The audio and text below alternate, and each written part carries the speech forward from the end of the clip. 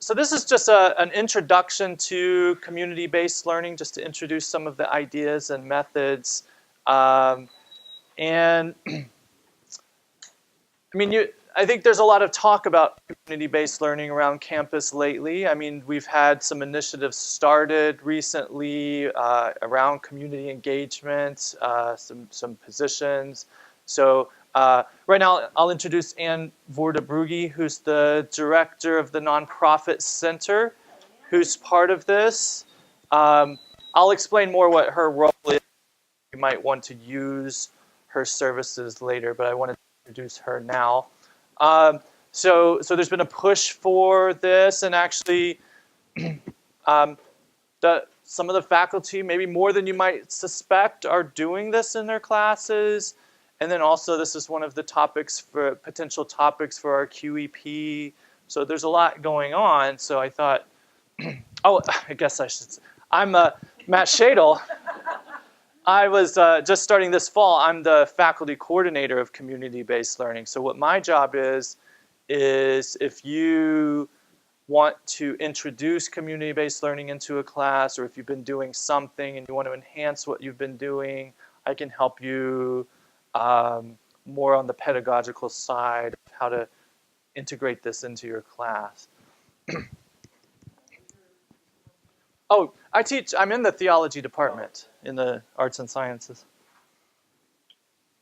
Okay, so I think we need to start by actually defining what it is we're talking about, because I mean, we suspected this already, and some of the QEP discussions made this clear, is that people don't necessarily have a strong sense of what we actually mean by this term, community-based learning. So I'll start us off with a definition, but that only gets us so far. So I pulled this definition. So it's a form of experiential education in which students engage in activities that address human and community needs, together with structured opportunities for reflection designed to achieve desired learning outcomes. And so here we see the two main components here, is that one, it involves some kind of partnership with the community, but that it also involves real learning, right? So we'll look in more detail at that. So like I said, the definition only gets us so far. So for me, something that was also helpful for getting a clear understanding is to compare it to other things that it's not, right? So one thing, so we can look at similar pedagogies, and here it's not so much contrast with what it's not, but we can see how it's, one way to think of it is it's at the overlap of two much bigger concepts, experiential learning and community engagement. All right, so experiential learning, this is kind of self-evident, but it's learning through reflection on experience. I don't know if you could get a better definition than that. But so this would include some things that are experiential learning but that are not community-based learning, would be like an internship, but it could also be a site visit. So if you take your class out somewhere and they experience something instead of just reading it or seeing a picture, or you could include project-based learning. So the class is centered, or part of the class is centered around a project, where you have to complete the project or solve some problem. So they learn by doing. That's experiential learning, and that's a component of community-based learning. It does involve actually experiencing something, doing something as the means of learning. But also community engagement is a much bigger concept, and so this would be activities that a university campus engages in that are meant to promote service to the community or democratic participation, and sometimes community engagement is called civic engagement, kind of similar terms. So this would include volunteer service, whoever it's organized by, or it could even involve, if in your class you make a conscious effort to show how your topic has public relevance. So even like a biology class looking at some of the public dimensions of science, that could count as community engagement. Right, so here that's sort of opening outwards towards the community and making connections between learning and the broader community. Community-based learning draws on both of these, and this sort of, you could say it's at the intersection of the two.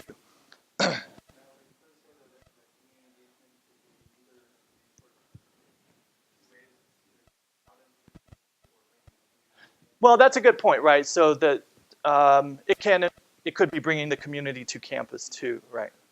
And the same with community-based learning too.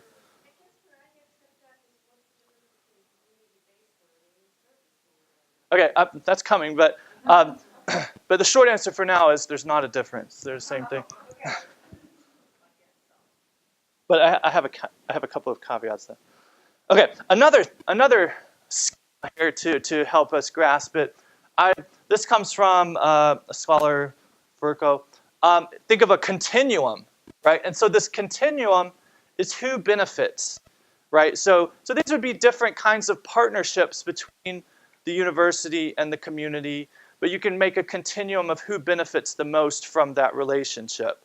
So on one end, he or she, I'm not sure, it's just a, says you have like community service or volunteerism, where if you think of the university as a provider, the community as the recipient provides most of the benefit, right? These are activities geared more towards benefiting the community, and the benefits to students are secondary.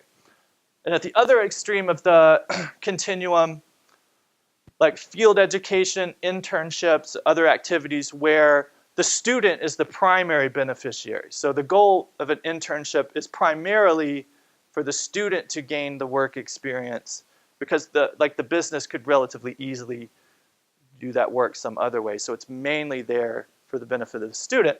Whereas community-based learning is meant to be a balance of both recipient and provider benefiting.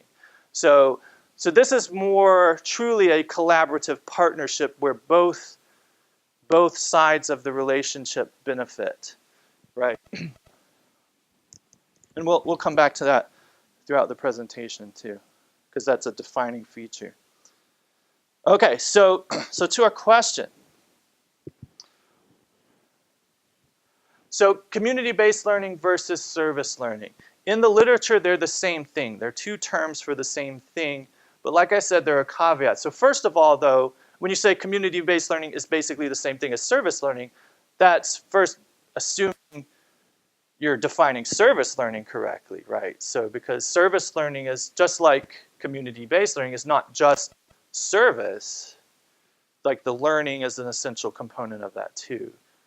And we'll look at that later. But also, you can read this whole long quote, but so it is also a question of terminology. And so one of the reasons why some people prefer community-based learning is that even if you are structure the partnership as a real partnership, the terminology of service seems to put in place a relationship. Like I like the way this scholar puts it, that it replicates the have-not paradigm, right? That we are the servers and these are the served, right?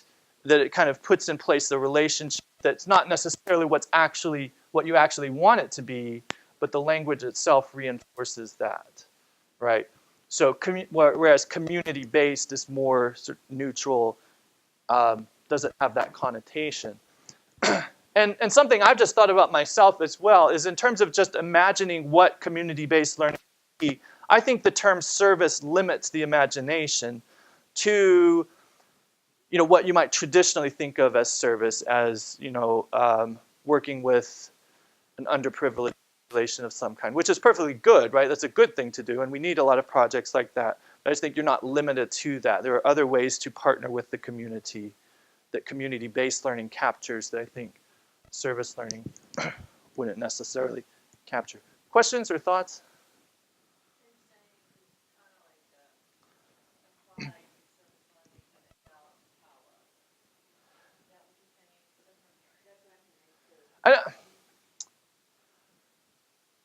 I think it's applied in the language. I think, like the practice not necessarily, but the language suggests that. I think so. So better just to use language without that implication.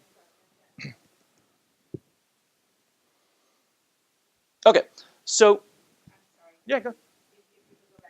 Oh, sure. Okay. Well, I'm going to look at that more detail, but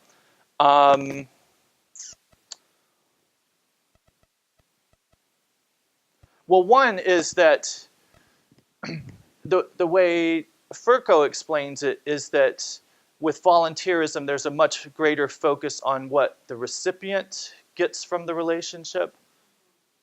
Whereas with community-based learning, there's an equal emphasis put on the student learning from the experience, whereas service doesn't necessarily have that connotation. Volunteerism. Yeah, volunteerism.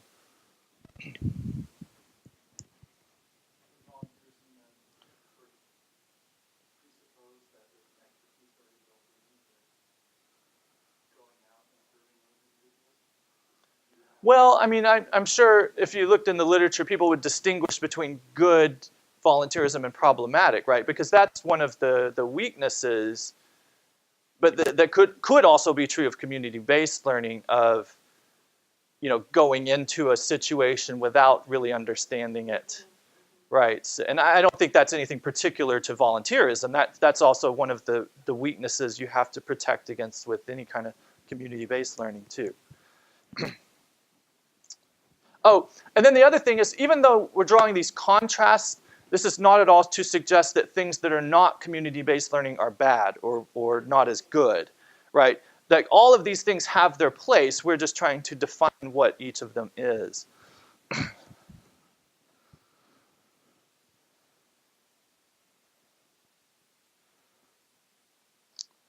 Okay, so I think we'll generate even more discussion talking about how do you do it, and that also, we'll come back to questions of what is it as well. Yeah. Yeah, that's what we're getting to. Okay. Okay, so one thought that helped me, I liked this, is that the people who write about this is think about choosing a project, and I just use the term for whatever it is the partnership is doing. Choosing a project is like choosing a textbook for a course in many ways. Now there's one big difference which I'll get to, but so think of it like choosing a textbook. So for some of the reasons, right, that you choose a textbook because it will support what you want to do in that class, what you want the students to learn. That's how you choose your books, right? And hopefully, anyway, your textbook is integrated into the other things that you do, right? You draw on the textbook in class. You have test questions connected with the text. So everything's connected, and you try to ensure that you make a choice so that you can do that. And then also, you choose a text that you think will spur your students to reflection, right? That it will generate questions and interesting ideas for your students. And then also, if you think about it like a textbook, you wouldn't choose your textbook at the last minute, right? So, yeah.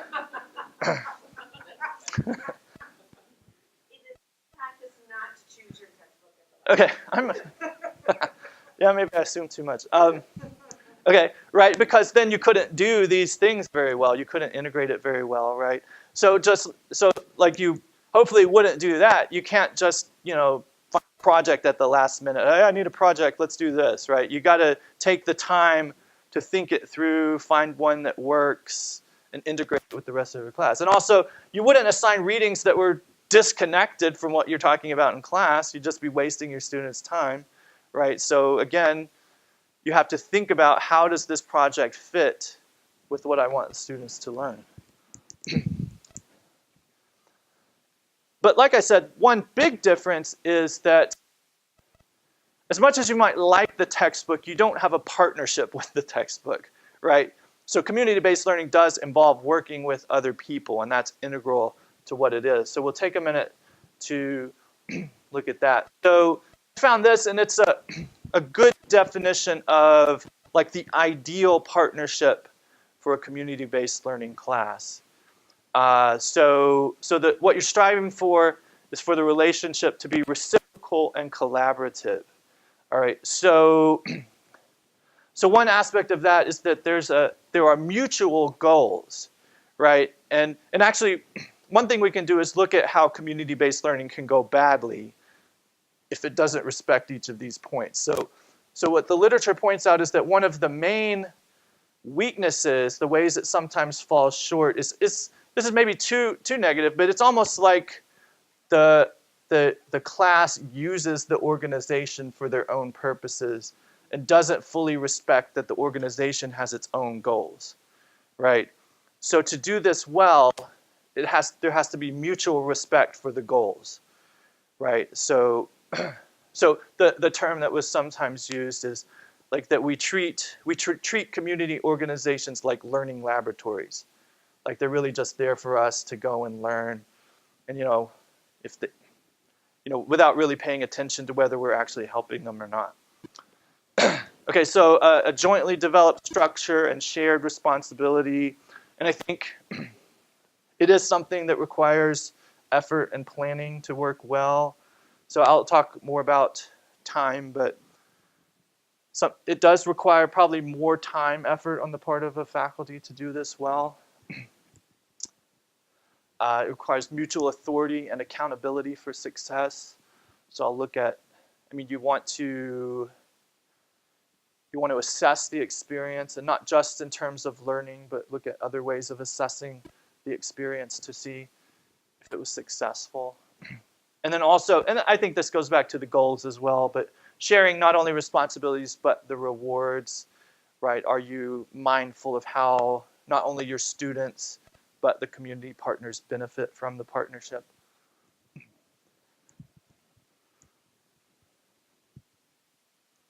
Questions or thoughts?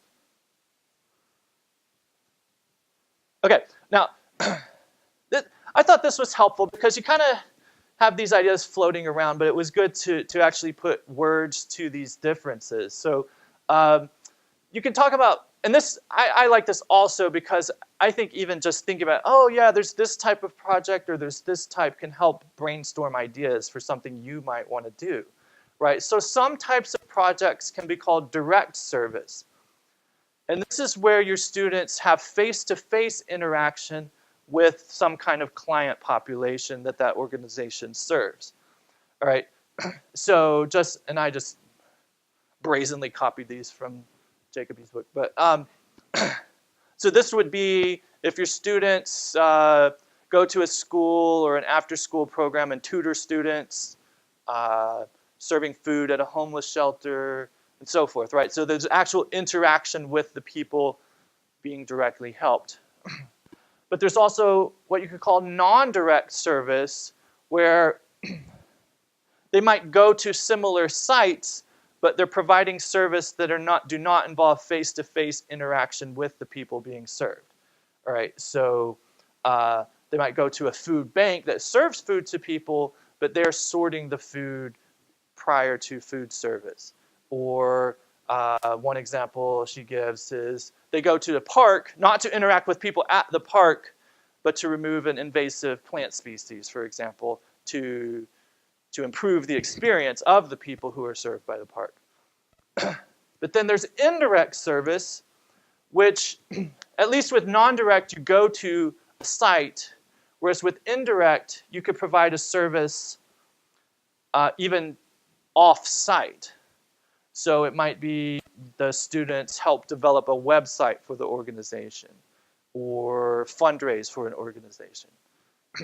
And then the last type, and I find this interesting, you could call community-based research, which is different from all of the others in that it's not necessarily even at a service-based organization, but it's some kind of partnership with an organization to use the students' academic skills to research, and I like the way they phrase it, but to answer a community-identified question, right? So, and I think this is crucial because it's not a question that you've created for the class.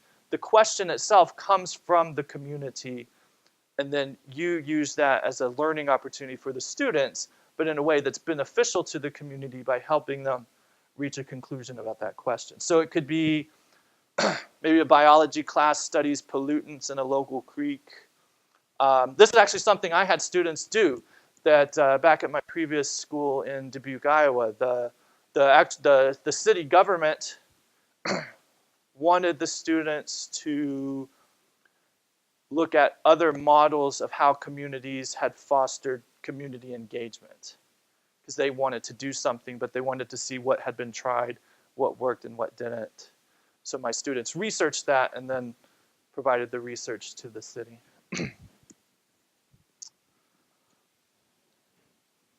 And it was collaborative because my students met with city staff and got guidance and things like that.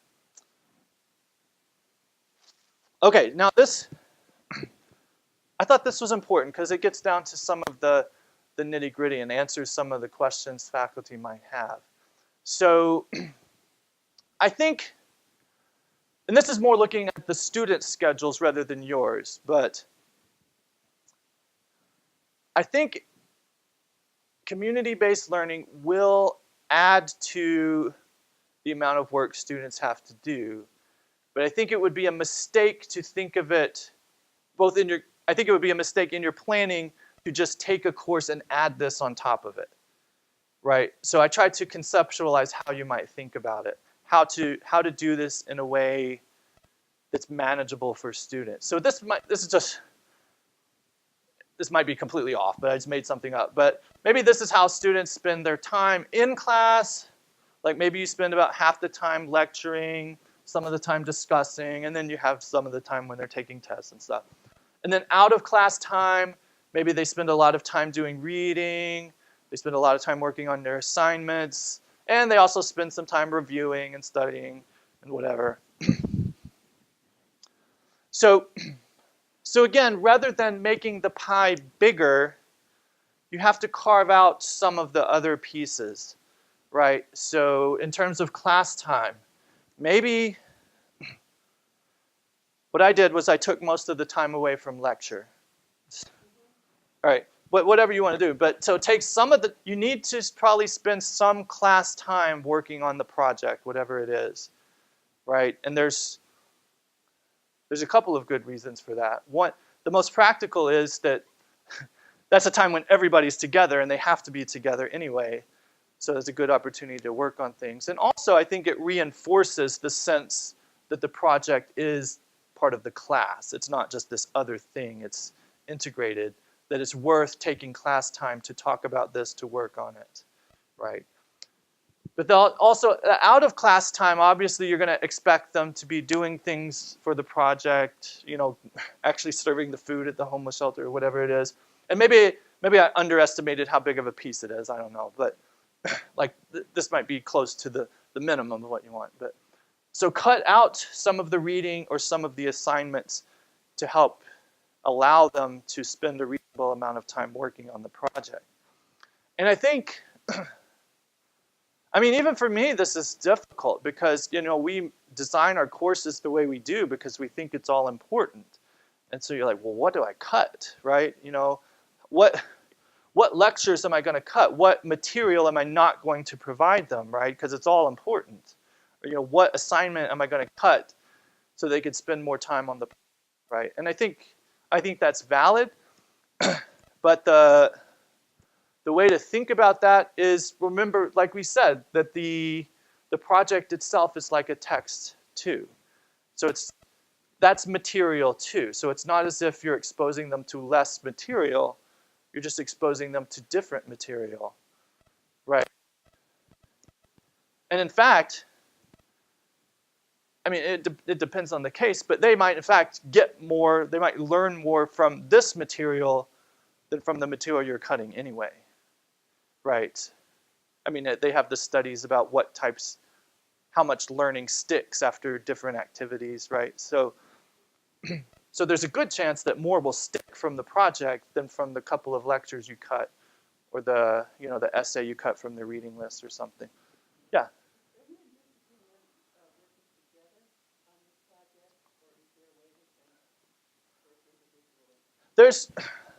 I didn't get into this, but there's just so much variety on what you can do.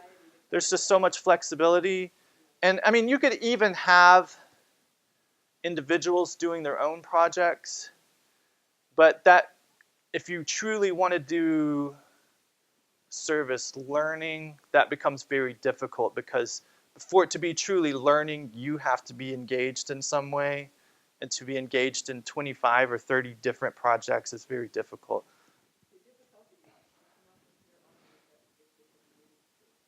Mhm. And that's especially why I emphasize this is you're going to have to make sacrifices to make this manageable for the students, right? So just to even make that at all possible to them to deal with those logistics. But back to the original question. So what I found most manageable is classes, comparable to the size we have, is divide them into three and have three projects going at the same time. And they might all three be with the same organization, but they have different tasks. So you have different groups working on different tasks rather than having 25 or 30 students all on the same project. And also with the scheduling issue, even after that division, you might, and they can work it out themselves if they want, but within that group, there were still probably different tasks that need to be done, and they might work it out in a way that, the person that can't go places very often because they have work and a family, they could do a task that they can do on their own time, whereas the others who are more flexible to go to the site can do that task, that sort of thing.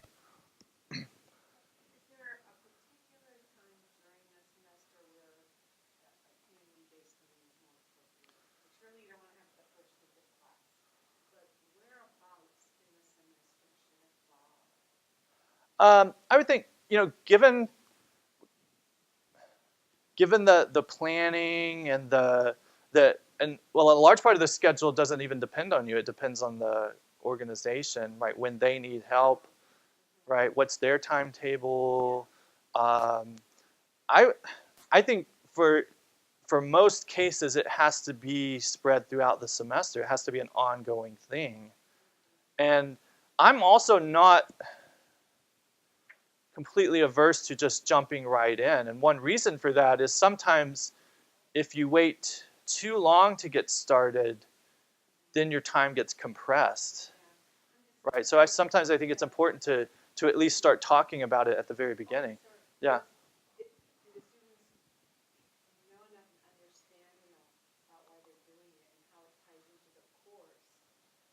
True. Yeah. I think it just depends on the project and the class, but that is a good point, right? They need, and I'll actually come to that they recommend some pre-reflection, right? Yeah, and also another problem with starting early is there's a lot of fluctuation in your class roster the first couple of weeks. So it's hard to say, okay, you guys are the X group, and then 3 members of the group don't come back to class anymore, and then you got 3 new students that haven't been assigned a group. So sometimes it helps to wait a little bit anyway. Okay, so getting to what a couple of comments have been suggesting. So what makes it community-based learning is the critical reflection component. So how do you do that? And I'm sure you all know how to do that because that's what we do, right? But how do you integrate that with the project? And it's necessary because, this is where the actual integration takes place, is in their reflecting, not in the doing, but the reflecting on the doing is how they make connections that are what we're striving for. That's one reason. And the other, and this is another one of the pitfalls of community-based learning that you have to plan against, is that, we all come to something with preconceptions, and without adequate reflection, the service can actually reinforce false or even dangerous preconceptions about what they're interacting with, right? So one example that's kind of stark but illustrates that is, if the project involves in some way service to the homeless, their experience of the homeless could leave them reinforced to say these people are lazy, right? Or other negative stereotypes, if they're not asked to reflect on the deeper causes for what they're experiencing, for example, it could actually reinforce a preconception, right? So that's another reason why there has to be reflection structured into it. So I'm not really a big fan for acronyms or letter type things, but this was kind of cute. But the 4 C's of critical reflection. So like I was saying, it has to be continuous. So there has to be some pre-reflection, thinking about what they're going to do beforehand. There has to be reflection as they're doing it. And probably, in my opinion, most important of all, reflection afterwards, right? Reflection on what just happened, what can we learn from that, but that has to take place as well. Reflection has to be connected, so you have to structure it in ways that connect the course content, the experience, and their own personal reflection on what's happening. You have to connect all of those.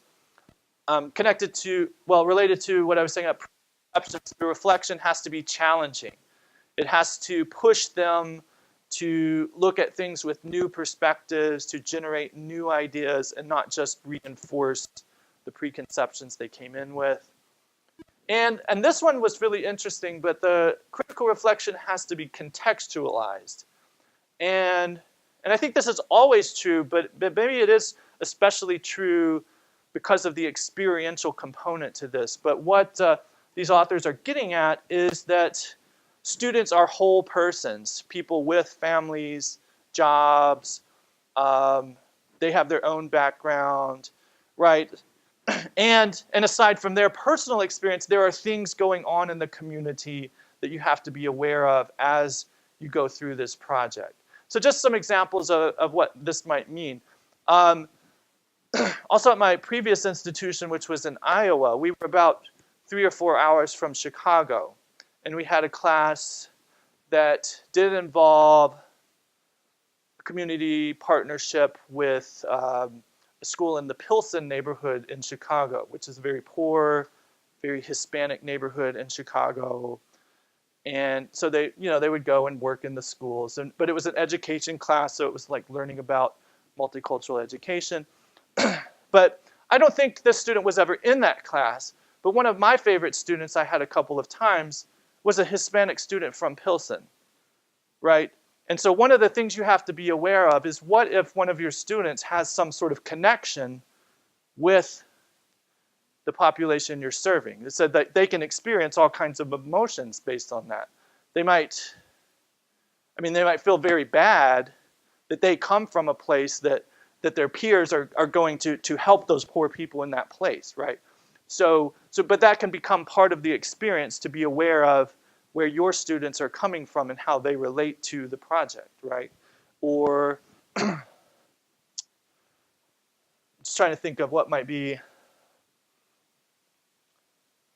Well, or, I can't think of a project itself, but what if it was a criminal justice class doing some kind of project? Could you really ignore the fact that, like, DC and Baltimore are having, like a 50% spike in violent crimes, and also the issues with the police? Can you, like, separate your class off from that? Or they're saying it's better to integrate that into the discussions. It doesn't have to be part of the project, but it has to be part of the discussion that this is actually taking place in this bigger community where these things are happening, right? So they said that actually helps the reflection become more critical and engaged.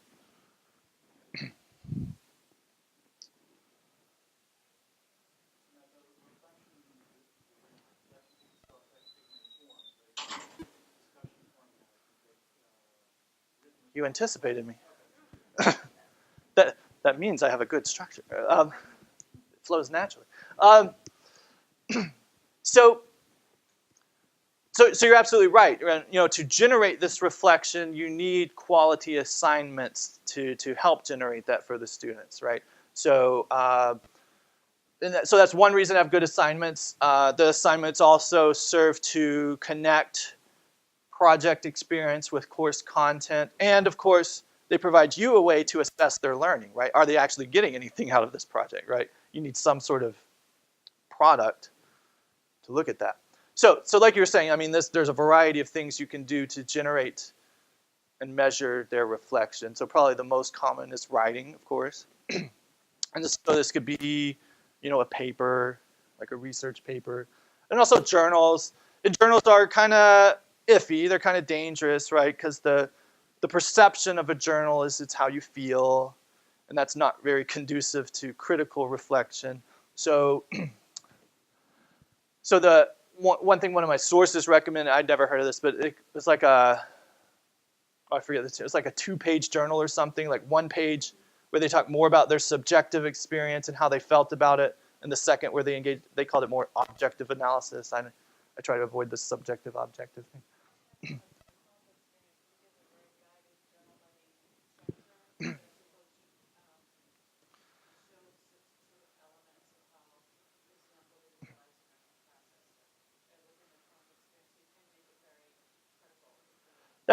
That's more what I've done, is more just the question itself, do it in a way that they can draw on their experience, but that the question elicits the more critical reflection. Doesn't really give them the opportunity to go off on tangents about, how. I have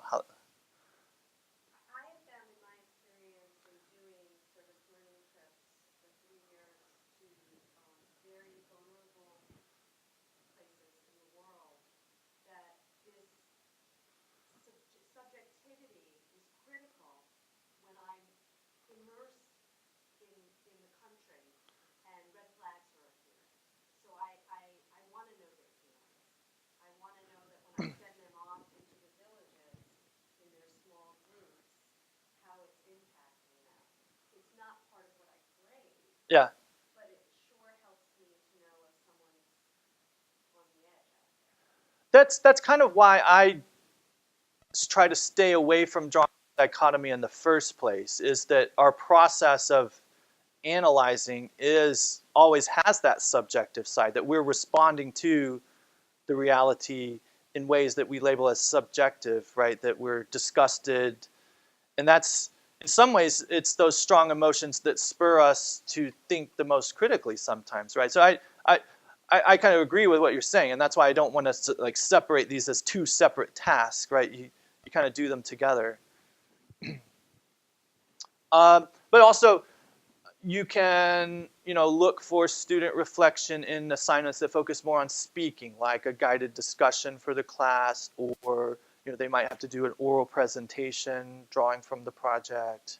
So, I've done that. When I had the 3 groups, they all had to present. Well, I was pretty proud of this, but I had like some of the people they worked with come to class, and the rest of the class sat there as each presented on what they had learned from what they did and so forth. So that was a good experience.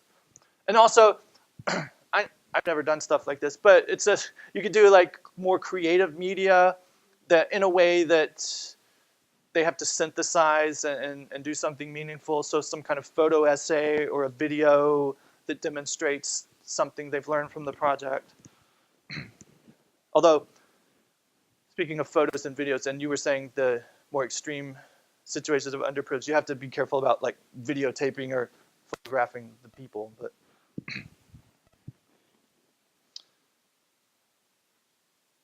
okay, and then, so how do you, this has come up a lot in conversations for me in my positions. How do you assess community-based learning? How do you assess service learning? It's something I meant to put in, but it didn't actually make it because I forgot, but it's actually very important, is that you never want to assess the service alone.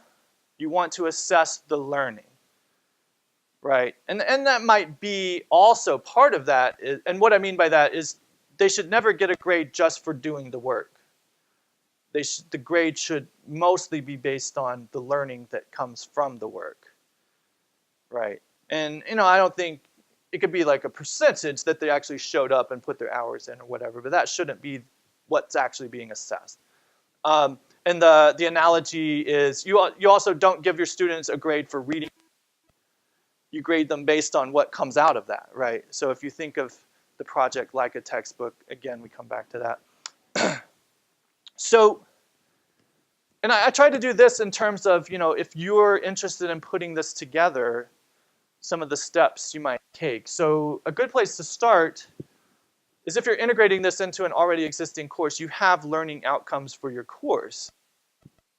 To me, it helps if these outcomes have been expressed in terms of Bloom's taxonomy or something like that, which are more like active words. So, like just as an example, at the end of this course, students will be able to analyze blah, blah, blah, or, they will be able to design a X, right? So, like what they'll actually be able to do or understand, right? So, if you can, in a project, to integrate it into a course doesn't have to hit every outcome. And I think that's important. There can be other aspects of your course that have nothing to do with the project, right? That's totally fine. But I think at least a good project will fit at least some of the outcomes, because that's the goal here, is that the project is meant to enhance the learning that you want to take place in that class. And, and this is a question that I didn't have a good answer for, but I mean, you can think of it as if I do community-based learning, are there outcomes specific to that I have to add to my class? Does that make sense? And I think maybe the best answer is, or I guess another way to put it, are there things I need to look for and assess that I wouldn't if I wasn't doing community-based learning? And I think the best answer is it depends on your class. So the way I thought about it is some of the things people make claims about community-based learning that it enhances is that it enhances your students' sense of community engagement. It enhances their ability to reflect critically on social issues or like social structures or however you want to put it. Or also they make claims that it can promote a better understanding of diversity by working with people who are different from them, right? And I would just say if those are things that are potentially important to your course, I mean, maybe these things happen anyway, but if they're important to your course, structure that into it and find ways to measure that, to find, like, use the assignments to reinforce those things too.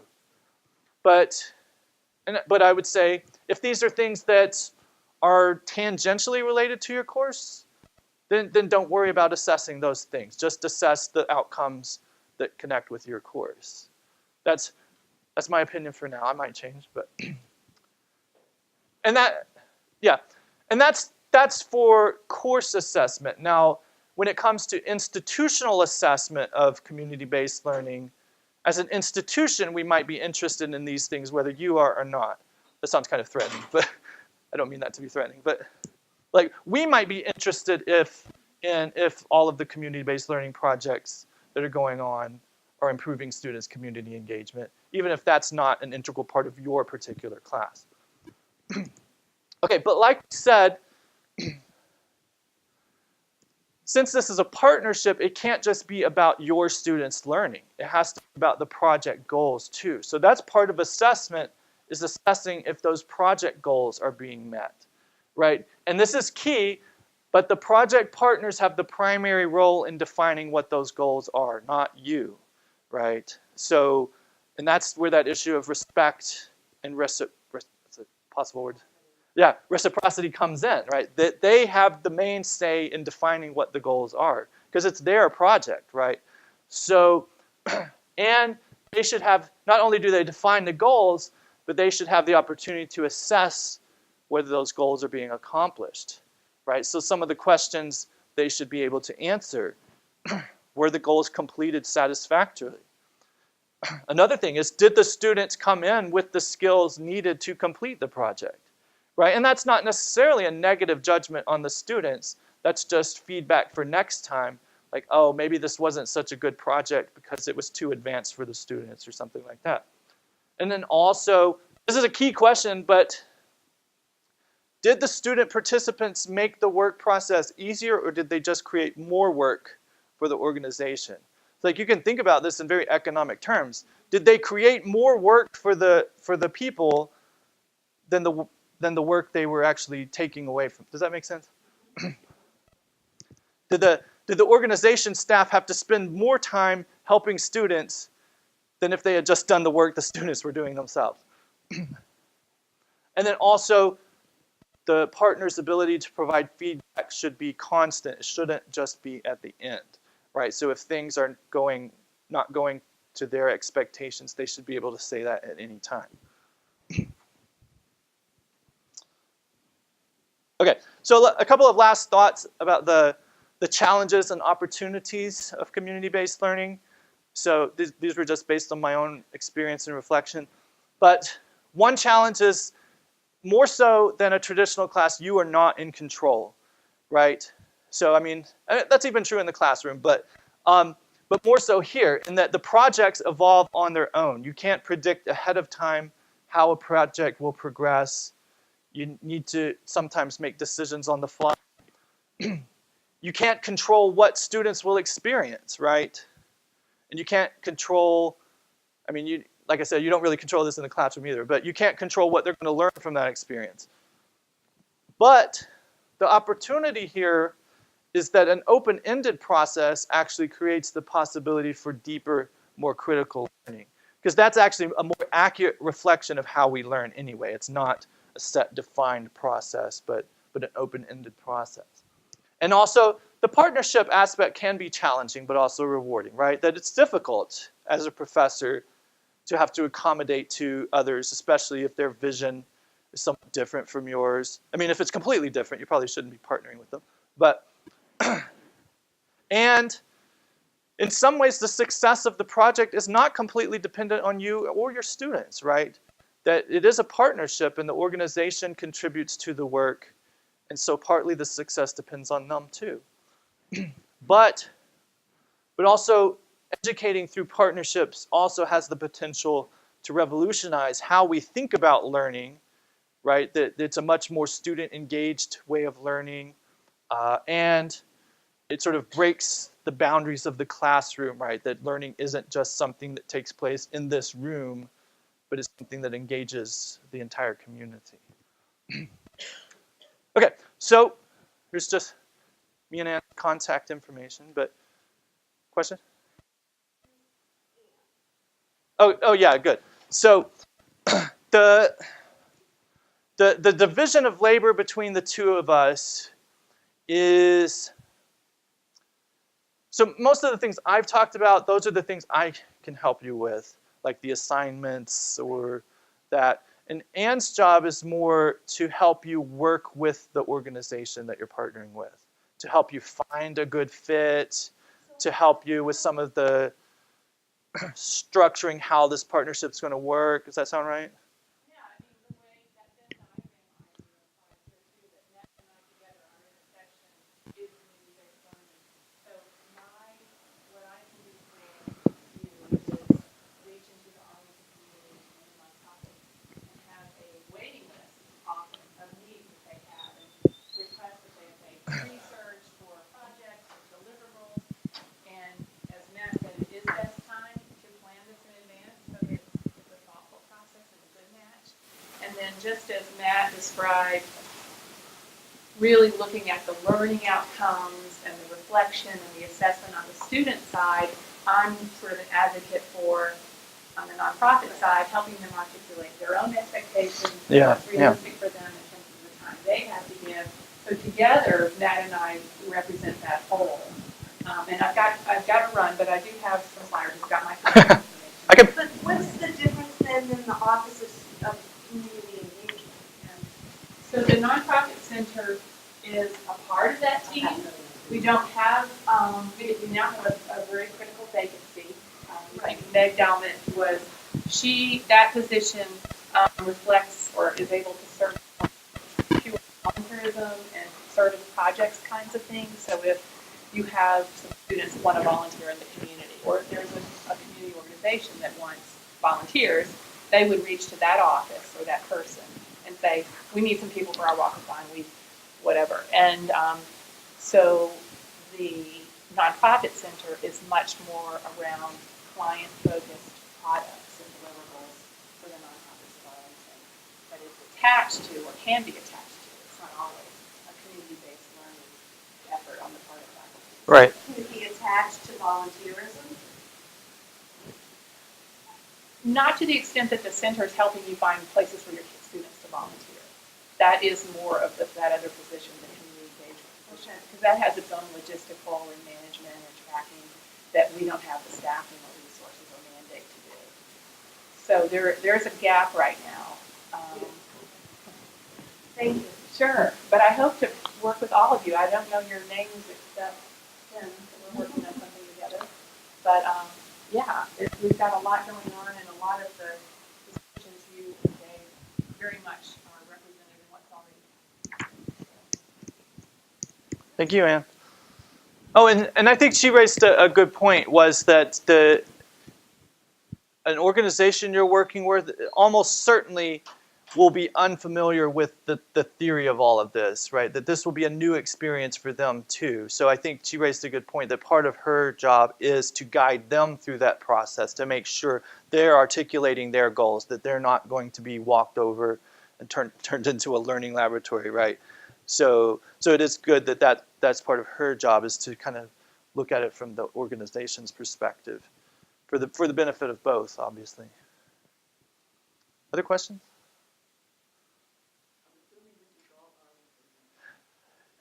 Well, I'm under the impression that Meg's position is outside of Arlington, but community for the volunteerism, Mm-hmm. and that Anne's position is only Arlington.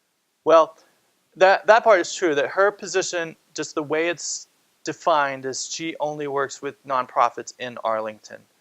Whereas Meg's old position could include Arlington for like a service project, but she's the only one that has connections beyond it, like in DC or Fairfax or something.